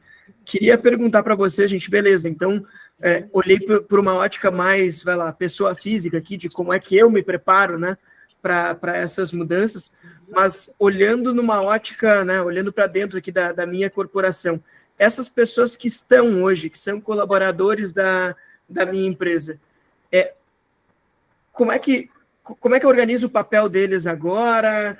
Que tipo de direcionamento eu preciso dar para a minha cultura para que essas pessoas elas estejam, né, se organizando para aproveitar o melhor do que a tecnologia vai trazer para a gente e para que a minha organização, para que a minha empresa também consiga aproveitar o que tem de melhor? Eu quero começar porque tem um assunto, uma coisa que está acontecendo no mundo IA. O mundo IA trouxe à tona pessoas totalmente fora da tecnologia. Eu participo de grupos onde tem pintor, tem arquiteto, pessoas que são profissionais, mas que não eram da área de tecnologia, não eram programadores, não eram analistas, eles nunca fizeram parte dessa área. É impressionante como a IA trouxe todas as pessoas para o mundo para pensar, para atuar, para trabalhar, para brincar com a IA. É a mesma coisa que vai acontecer na empresa. A gente tem que fazer com que com que a cultura da empresa, a cabeça das pessoas mudem um pouco para pensar em como a IA pode trazer um benefício, em que momento, em que lugar, porque não vai ter uma única pessoa que vai determinar tudo o que vai acontecer na empresa. Não, assim como era no levantamento de processo, as pessoas vão ter que consultar as pessoas para que elas possam dar esse subsídio para a criação da IA dentro da empresa. Agora, para que elas possam dar subsídio para a criação de IA dentro da empresa, elas precisam saber o que é. Elas precisam saber como a IA pode, esse trabalho aqui dá para fazer, esse não dá. Esse trabalho aqui, olha que interessante, eu faço isso manualmente, mas dá para a IA fazer. Dentro da nossa empresa, eu vi recente um movimento onde está sendo implementado a IA para testes do nosso código. Eu não me interferi, eu fiquei sabendo, só que a gente disponibilizou IA para toda a empresa, todo mundo usa. Então, existem vários setores já utilizando, lógico, pontualmente, ainda não para os processos, mas localmente, assim como eu uso o Excel, né, eu quero pegar o dado lá, tratava para poder entregar um gráfico, eles estão usando a IA para mudar o seu dia a dia. Então, a maneira mais fácil de implementar, de trazer a cultura da IA, é disponibilizar. Para que toda empresa usem, que aí vai mudando a cabeça da pessoa para essa nova cultura. Assim, eu sempre volto para o Excel. Assim como essa cultura, né, essa mente das pessoas dentro da empresa, já pensam, quando vão tratar alguma coisa, como eu colocar aquilo no Excel para ficar mais rápido para mim. Então, a primeira coisa a ser feita é aculturar, tornar a IA disponível e falar, usem para que vocês saibam como isso funciona, para que vocês possam dar subsídio de como isso pode melhorar os processos dentro da empresa. Perfeito, né? Eu concordo novamente com você, Greni. Acho que nesse sentido, acho que as empresas podem fomentar uma cultura dos próprios colaboradores se atualizarem mais com as questões de AI, tá? Mas com o pé no chão, assim, porque todo mundo fala assim, não, vai mudar, vai gerar desemprego, tudo isso, e tem um monte de coisa que o pessoal não compreende. Eu acho que cada vez mais, quando a gente tecnicamente compreende os potenciais aqui, que a gente tem discutido aqui dentro dos nossos fóruns, né, em cima disso, realmente a gente fala, cara, vai mudar muita coisa. Mas muita gente no mercado fala assim, cara, eu estou utilizando AI para isso, tal. Aí você pega algumas distorções, assim, que são bagunça um pouco no mercado, né? Você vê propaganda na televisão da Air Fryer, que ela fala que ela tem inteligência artificial ali dentro. Então, assim, nada mais é que um processo que ela tem ali, mas não é inteligência artificial como ela não cozinha sozinha, ela não faz compra sozinha, não tem coisas ali, mas o pessoal popularizou o termo AI e todo mundo acha que é um negócio muito mágico, mas tem processo dentro, tem tecnologia dentro, tem um desenvolvimento de aplicabilidade que a gente tem que fazer de uma forma geral.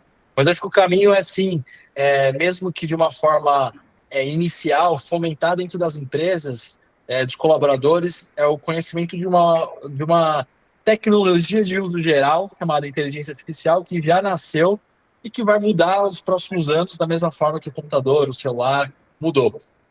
Não tão rápida que nem todo mundo fala no mercado, mas não tão lenta como foram as últimas modificações. Eu acho que tem uma velocidade ali ainda que vai ser calibrada ao longo do tempo, que qualquer um que fale, arrisca dizer 5 anos, 10 anos, 20 anos, está dando um simples chute, porque cada mercado, cada ecossistema, cada país vai ter uma velocidade, acho que, diferente disso.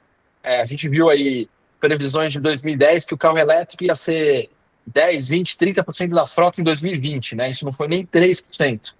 Hoje, 2024, aqui no Brasil, na nossa realidade, a gente começa a ver mais carro elétrico, híbrido, tá? Mas a gente nem sabe se esse vai ser o caminho definitivo, ainda tem muita dúvida em cima disso. Eu acho que a revolução de AI está mais acelerada que essas outras pequenas coisas que a gente falou, mas tem um período ali de adoção que a gente vai ter que descobrir junto aqui quão rápido vai ser ou não, né? Deixa eu pegar esse gancho então, Renan. Enquanto o pessoal aquece aqui para mandar as perguntas no chat, gente, vão mandando que eu vou ser a voz de vocês aqui. Mandem as perguntas no chat, por favor. Mas deixa eu pegar esse gancho que o Renan levantou, da velocidade de adoção e tudo mais. Estou tentando colocar o chapéu aqui do dono de uma empresa, né? Ou CEO de uma empresa, enfim.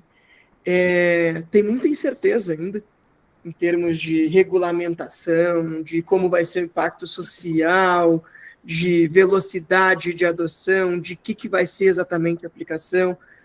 Se vocês pudessem dizer, assim, uma coisa, porque eu imagino que são várias, né? Mas uma coisa, assim, para essa pessoa que está liderando uma empresa, o que essa pessoa deveria fazer agora? Assim? Como é que ela se prepara para isso? Uma mensagem para o CEO da empresa, para o presidente? Para a liderança da empresa. A liderança de uma forma geral. Para começar aqui, Guilherme, assim, foi aquela jornada que a gente falou. Existe uma tecnologia de uso geral, ela vai ter várias aplicabilidades que empresas como a Populis, SkyOne vão ajudar a transformar o mercado.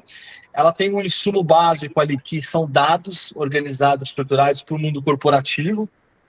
Então, assim, se eu fosse falar qual seria a prioridade dessas empresas hoje para a liderança começar a tomar os caminhos, eu trabalharia numa organização de dados de forma que ela esteja se preparando para fazer uso da AI nos próximos ciclos. Então, assim, acho que dados e uma estruturação, uma organização de tudo isso, acho que é o alicerce e prioridade nesse momento das empresas. Eu acho que uma maneira bem prática, sendo bem prático mesmo, extremamente prático, é a formação de um comitê. Buscar cabeças, não necessariamente gestores, tá? Mas mais quem conhece a empresa, talvez mais aqueles que atuam diretamente nos seus setores, e montar um comitê de quais são os processos e criar prioridades. Olha, esse processo é interessante, é o mais crítico para a empresa, onde vai trazer mais retorno, é atuar naquele processo. Então, a criação de um comitê, não deixar isso na cabeça de uma pessoa só, porque é impossível que um conheça todas as dores e saiba priorizar o que deve ser feito. Pega todos os setores, cria um comitê com as cabeças, não necessariamente gestores, elenque os processos e priorize a implementação naquilo que vai dar mais retorno imediato, né? Ou imediato, ou mais retorno financeiro para a empresa. A gente começou a receber aqui perguntas no chat. Obrigado, Francisco, trouxe 2 perguntas aqui. E a primeira coisa que ele pediu foi, olha, gostei que a gente conseguiu trazer um exemplo prático, né, de recrutamento e seleção ali que o Grêmio aprofundou para a gente. Ele disse, olha, tem um outro aqui que eu imagino que pode ser um caminho. A gente hoje tem portais atendendo funcionário, né, enfim, a gente tem um portal fazendo isso. Será que a gente consegue mais concretamente ter ganho nesse tipo de processo também? Por exemplo, fazer um onboarding dos funcionários? Sim, com certeza. Como eu disse, ele automatiza. O recrutamento e seleção, eu acho que é uma das áreas onde mais retorno traz para a área de recursos humanos. Porque muitas das fases deles são possíveis de automatizar, muitas análises são possíveis de serem feitas pela inteligência artificial. Acho que 2/3 dos processos, dos pontos, né, dos nós que existe no processo de recrutamento e seleção, a inteligência artificial consegue substituir. Inclusive o onboarding. É possível hoje, o Luiz pode falar mais sobre isso, eu preencher um formulário com áudio. Então, eu posso mandar para o candidato um formulário e ele está lá respondendo, ó, me fala o seu nome, e o formulário está todo preenchido. Já um detalhe final de contratação, onde ele vai dar os documentos dele, tudo aquilo, quer dizer, a parte final do onboard passa a ser em linguagem natural, e não mais um formulário físico estático. Posso trazer mais informações além... Você tornando linguagem natural, você traz mais informações além daquelas que estão lá chapadas no formulário. Você consegue conversar, o formulário, a empresa consegue conversar com a pessoa que está entrando e trazendo outras coisas além daquilo que é formal, aquilo que é regulatório, que são os documentos, endereço, etc. Dá para trazer muito mais informações pessoais, dá para... absurdamente, né? Mas dá para fazer, Luiz, mais que ninguém para dizer isso, dá para fazer um vídeo com essa pessoa e analisá-la de uma forma, por exemplo, essa pessoa não se expressa bem, então já pode começar dizendo, olha, para a área dela ela vai ter que ter um treinamento de expressão, ou o inglês dela não é tão bom, vai ter um treinamento, ou ela não entende muito do assunto, vai ter um treinamento, quer dizer, a IA já pode fazer tanto o onboard como dar uma direção de como tratar aquele funcionário dentro da empresa. Além de todos os processos que exigem, que nós já falamos aqui, de seleção, entrevista, questionário, testes, etc., que a IA pode fazer. Então, eu acho que o recrutamento e seleção, dentro do RH, é aquele que vai dar mais interferência da IA do que os outros processos. Por exemplo.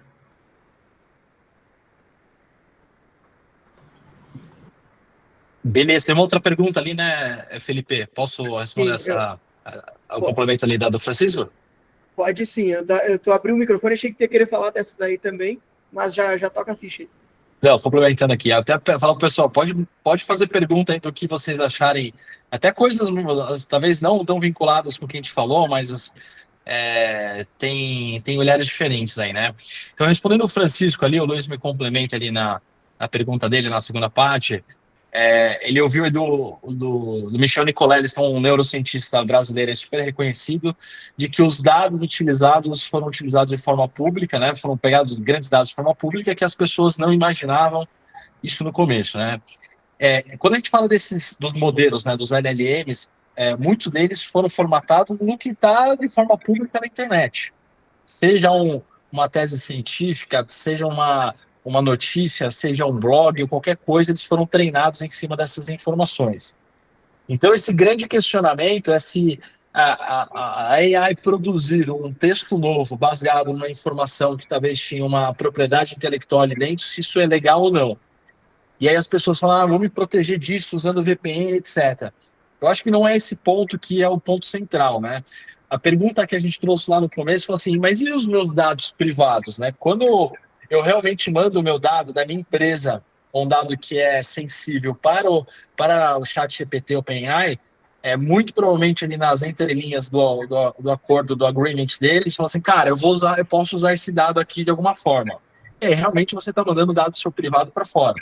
Por isso que a gente falou assim, quando você vai tratar com inteligência artificial, com essa tecnologia dentro da sua empresa, você ter dados privados e um modelo mais privado de consumo dessas tecnologias, na nossa visão, é fundamental para você não ficar expondo isso e cada vez mais você alimentando, vamos dizer assim, com informações sigilosas para fora.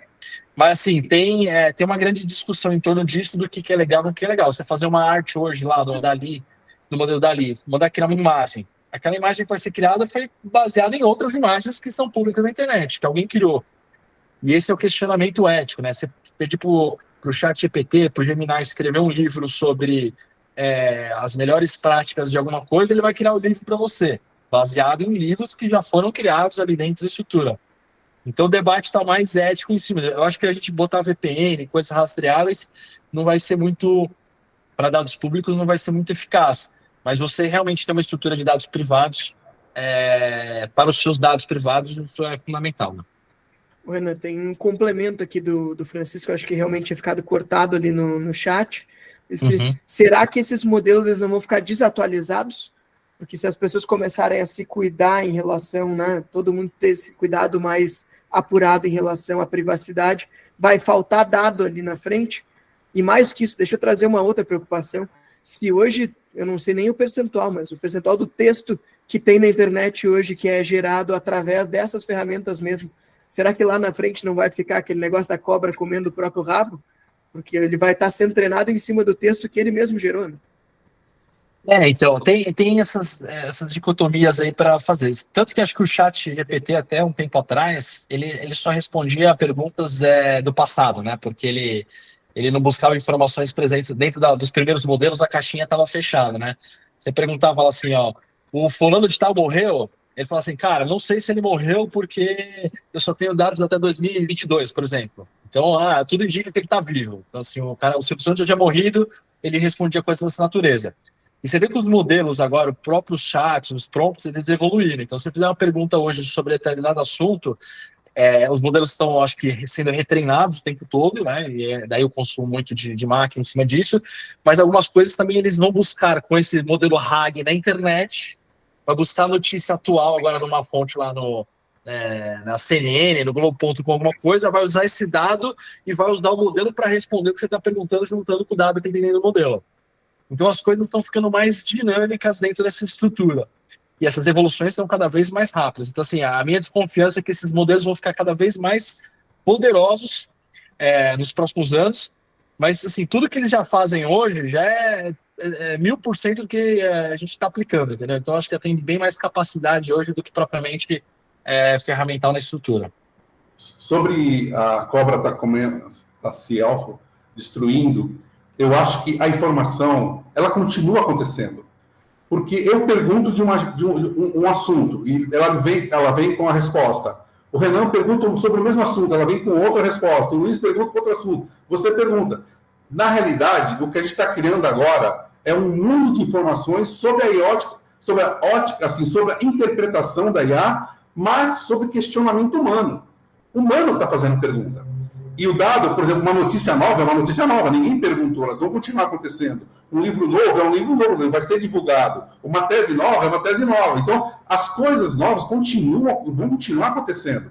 Só que agora está sendo alimentada pelo questionamento humano. Então, as perguntas que antigamente era só uma busca que trazia os links, hoje não. Hoje são perguntas complexas que se fazem com os modelos e eles respondem e provavelmente eles vão usar, porque essa pergunta é pertinente. E talvez, assim como o ser humano ele não cria absolutamente nada. Ele junta coisas diferentes e cria um novo formato. Aí ela faz a mesma coisa.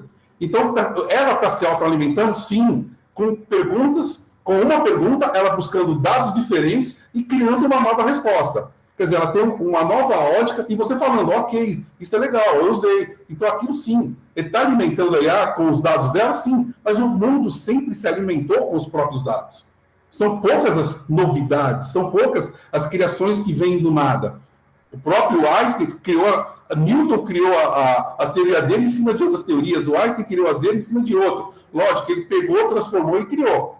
Agora, você pensa na capacidade humana utilizando a IA e criando coisas novas. Uma nova figura, uma nova imagem, usando, provavelmente agora já está mais científica, usando a própria capacidade científica dela para criar novas formulações. Já estão falando agora de análise de bactérias. Então, coisa que o ser humano não consegue fazer, analisar detalhes de bactérias com IA. Tem uma LLM específica para isso, foi criada. Então, imagina o quanto de informações que ela está criando que jamais iriam existir se só tivesse o ser humano. O ser humano não tem essa capacidade de buscar essas informações e sintetizar de outra forma. Legal. Tem duas perguntas do Rodrigo aqui que são muito boas. Eu, antes de pegar, Rodrigo, não vou esquecer de ti, mas acho que a do Cauê está muito parecido com o que a gente já está falando, pelo menos dentro do mesmo playbook aqui. O Cauê pergunta, então, como é que a gente garante a veracidade dos dados que são retornados pela inteligência artificial? Essa garantia é uma coisa engraçada, né? Porque é o seguinte, todos os interfaces que nós usamos está escrito assim, ó, LLMs podem conter erros, verifique antes. Todas elas estão escritas assim. Lembre-se, utilizar a questão estatística é usar um modelo de probabilidade. Então, aquela resposta que está ali, ela precisa ser verificada e reverificada várias vezes. Para que as pessoas possam entender, se fosse tão fácil utilizar a inteligência artificial, todo mundo ganharia na Mega Sena. Acho que para ganhar na Mega Sena, se eu não me engano, é mais de 50 milhões a probabilidade de se ganhar. Então, nem toda vez ele vai responder de forma coerente. Ele vai te auxiliar. A IA tem essa, né, principalmente a generativa, essa finalidade de te apoiar no seu dia a dia e não tornar ela a verdade única por enquanto. Acho que da mesma forma que há 20 anos atrás, quando nós iniciamos a utilizar o Google, que saímos de páginas amarelas ou saímos de outros níveis de pesquisa, como ninguém mais usa uma enciclopédia hoje, né? Nem vão mais na Wikipedia, mas né? já vão direto num chat GPT e faz a pergunta. Eu acho que tudo precisa ser verificado, tudo precisa ser compreendido, só não torne isso a verdade absoluta, né? Seja para qualquer conhecimento, senão vai virar o mundo vai virar um grande fake news, né? Para tudo, né? Vamos dizer assim. Eu ia dizer, eu acho essa pergunta aparecer com tanta frequência, eu acho saudável, porque a gente passou de simplesmente encaminhar as fake news no WhatsApp sem nem pensar, para agora dizer, não, peraí, tem esse modelo aqui, será que o que ele está falando é verdadeiro? Que bom que a gente está se questionando um pouco aí sobre essas coisas, né? Deixa eu passar para as perguntas do Rodrigo aqui. O Rodrigo perguntou sobre a gente utilizar a inteligência artificial com essas ferramentas externas de automação, com low-code, no-code, assim por diante. Se isso pode ser uma preocupação de segurança. Se o usuário precisa se preocupar ou se é, vai lá, uma coisa mais da empresa, porque, assim, tem surgido, e eu inclusive, esses dias eu encontrei um site que chamava There's an AI for That. Então, tu ia lá e perguntava, e daí tinha uma AI que dizia, olha, já existe uma ferramenta que faz isso, de tantas que estão surgindo. Então, assim, é uma preocupação também que a gente tem que ter de segurança quando a gente está usando essas ferramentas externas?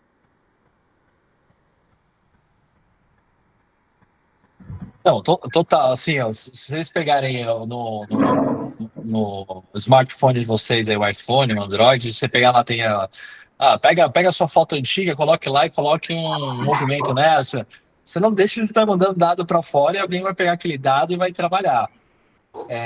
Assim, e aí você vai ver que vai estar no termo de uso, provavelmente da grande maioria aí, que ele pode pegar aquele dado para retroalimentar o sistema, para fazer alguma coisa dessa natureza, da mesma forma que é o termo de aceite do Google. Quando você faz uma pesquisa lá, ele usa a sua pesquisa para armazenar algum dado ali. Você está navegando no Chrome, ele está coletando dados de você. Então ele está o tempo todo fazendo isso. Isso não é uma novidade para o mundo. A questão é a gente calibrar o quanto sensível é essa informação. Certo? Então, assim, se você vai enviar uma informação, uma foto muito sensível, uma imagem para outro lugar, cara, às vezes do seu filho, alguma coisa, você tem que falar assim, cara, isso aqui é algo que eu compartilharia, não compartilharia, você tem que ficar super atento a isso. Nos dados das empresas também é a mesma coisa. Às vezes tem uma planilha de análise simples, e não é um dado tão sensível, você pode subir no chat GPT e fazer. Mas imagina se subir o dado da empresa inteira. Isso é preocupante. Então, assim, as ferramentas low-code ou no-code, elas são mais a tecnologia ali, se está mais com menos código ou mais código na estrutura, assim, mas vai para onde você está mandando efetivamente, que eu acho que é o ponto e o quão sensível é esse dado. Essa informação ali que é importante. A dificuldade, eu acho, nesse sentido, e daí eu, que sou a pessoa que não sou de tecnologia diretamente aqui, é que parece que ficou mais sofisticado e ele está entregando mais para a gente. Tem esse caso clássico aí do aplicativo acho que era FaceApp o nome, né? Tu quer ver como é que tu vai ficar quando ficar velho? E daí ele estava captando ali as tuas imagens. Mas é isso, a gente passou de um modelo que era qual jogador do Real Madrid você seria? Basta responder as perguntas aqui, número do cartão de crédito, data de validade, CVV.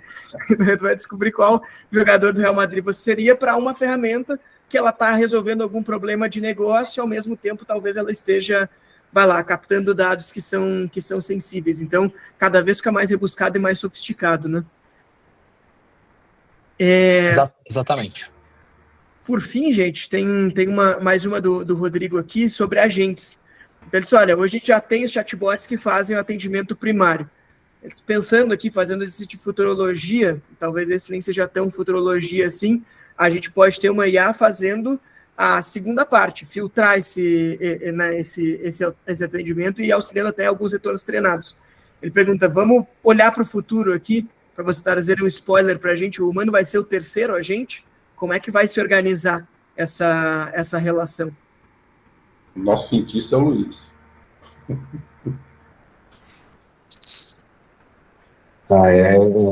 É assim, Felipe. Eu acho que até respondendo ali o Rodrigo, né? Se o humano será o terceiro agente. Tudo tem a ver com processos, né? A nossa lógica ainda não tem ainda o viés quântico, eu posso lhe dizer assim. Nós ainda somos muito serializados. A gente precisa ter sucessoras e predecessoras para fazer qualquer processo. Eu acho que existe uma conveniência com o processo da inteligência artificial. Nós estávamos falando aqui agora sobre você ter colocado aí o cartão de crédito para ser o real jogador do Real Madrid. Mas a conveniência de hoje em dia com a tecnologia é muito grande. É a mesma coisa para contar para um brasileiro se anda com dinheiro no bolso. Muitos poucos ainda andam, porque hoje a gente tem a facilidade de um Pix ou de um cartão de crédito, por exemplo. E aí tem gente tomando golpe de Pix para baixo e para cima. Minha mãe, por exemplo, comprou uma panela que ela viu no Instagram. Então, existe uma educação do processo que a gente precisa fazer, e esse é o grande asset do momento agora, que nós estamos fazendo aqui, nesse momento aqui, é essas instruções que fomentam essa inteligência, porque por tecnologia, continuam sendo os mesmos códigos que eu e o Green fazemos há tantos anos, é a mesma inteligência imputada ali pelo Renan, toda a inteligência que ele tem também de anos, também é a mesma lógica. A questão é que hoje a gente pode fazer mais rápido e mais conveniente. Então, dizendo para você, o humano ainda está no centro ainda, não chegou nenhuma tecnologia ainda que vai tirar e substituir a inteligência humana, por mais que as redes neurais foram baseadas nos nossos neurônios, mas ainda somos a peça fundamental desse processo como um todo. Maravilha, gente. Renan, Grêmio, Luiz, pessoal que está aqui com a gente, queria agradecer muito a oportunidade que a gente teve aí nessa pouco mais de 1h30 que a gente conversou, foi realmente uma satisfação. Eu aprendi muito com vocês hoje, espero que todo mundo que está com a gente tenha aprendido também. Queria abrir aqui para que vocês fizessem considerações finais, então se cada um quiser trazer aí uma última mensagem, algo que a gente deveria ter falado, não falou ainda, talvez, para a turma que está nos acompanhando aqui nessa manhã. Por favor, vamos começar aqui pelo Luiz, que foi o último lá na primeira parte. Luiz, se quiser começar aí com considerações finais. Quero agradecer a todos, agradecer a você, Felipe, pelo Green também, pela oportunidade aqui, estou junto também com o Renan discutindo isso, e eu posso só dizer para vocês que tecnologia sempre vai ser uma força motriz no mundo corporativo e que não se preocupem com o futuro, vivam o presente, acho que é o mais importante. Aí, não, só agradecer, obrigado aí o pessoal da Poplis, da Anshan, todo mundo que convidou a gente desse canal para participar desse. Se tiverem outros, podem convidar a gente novamente, vamos falar de assuntos mais específicos ali, estamos super à disposição. E assim, a mensagem final, assim, principalmente para as empresas aqui participantes, é que eu acho que não precisa ficar com tanto medo dessa revolução que vai vir com a inteligência artificial, mas, ao mesmo tempo, não podemos tirar o olho dela. Eu acho que a gente tem que começar as atividades nas empresas mais relacionadas a isso, como é que a gente vai começar as iniciativas, criar uma cultura de inovação mais voltada para essas novas tecnologias que estão surgindo, e que a gente vai ter bons ciclos agora a partir de 2025 de algo mais materializável para a inteligência artificial. A gente está super empolgado aqui na SkyOne, junto com o pessoal da Poplis aí, também construindo várias iniciativas em conjunto. E contem aqui com a SkyOne para novas atividades, para o que vocês precisarem, eu tirar dúvidas, estamos super à disposição. Só agradecer. Obrigado. Bom, também queria agradecer Felipe, Luiz, Renan, o pessoal que está presente. Ele fala meio básico, né? A IA veio para ficar. Ela não é um hype que vai desaparecer como foi o metaverso, pelo menos por enquanto, né? Ela veio para ficar porque ela entrou onde deveria entrar, primeiro na massa e agora com força nas empresas. Mas assim como toda tecnologia, ela não é mágica e não é fácil de ser colocada dentro das empresas. Precisa critério, precisa cultura, precisa processo, precisa todo um cuidado para colocar. Porque da maneira que você colocar, é como os frutos serão os frutos que você vai colher. Então, não é tão fácil e não é tão ágil. Maravilha, gente. Muito obrigado. Acho que o Gabriel deve querer dar uma última palavrinha aí. Gabriel, mais uma vez, obrigado pela oportunidade de estar aqui, viu? Aqui, só para finalizar, nós aqui da Populis agradecemos a presença de Felipe, Renan, Luiz e, obviamente, aqui do nosso CIO Greni, e até a próxima. Muito obrigado. Grande abraço. Tchau. Obrigado, Tchau. gente. Abraço. Tchau. Valeu, abração, bom dia.